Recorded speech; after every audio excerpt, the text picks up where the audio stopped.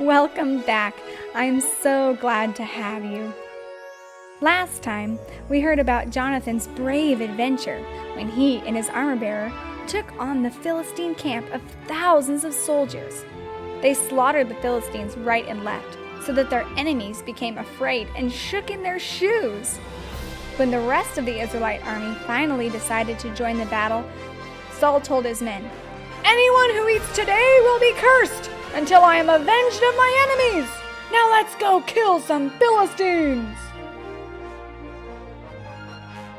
With a shout, the Israelite army joined in and chased the Philistines for miles.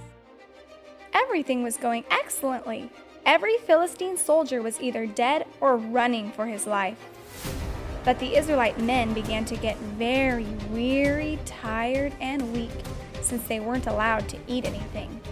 They started stumbling and slowing down and letting the Philistines get away.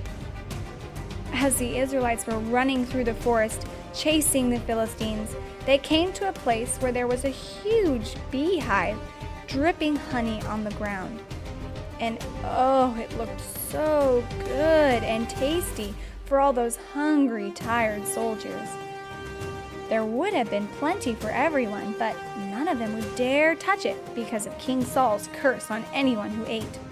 So they all stood there looking at it with tired eyes, dreaming of one juicy taste.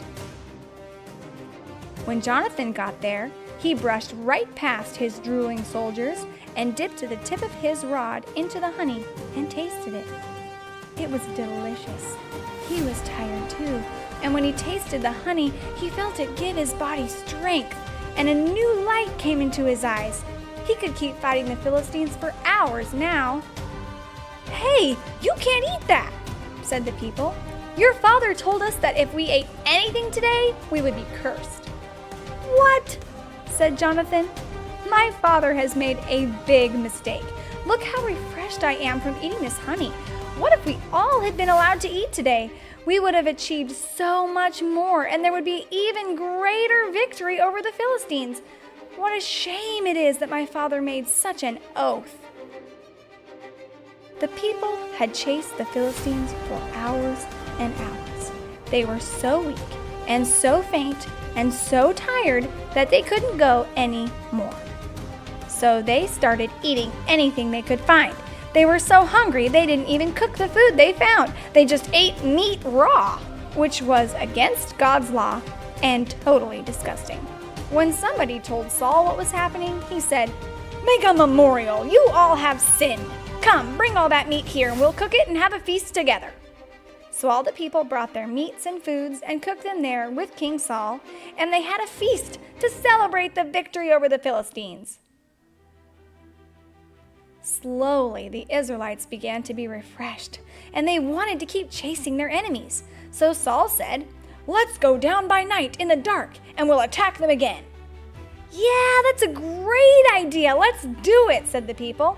Then the priest said, "Let us draw near to God and ask him what he wants us to do."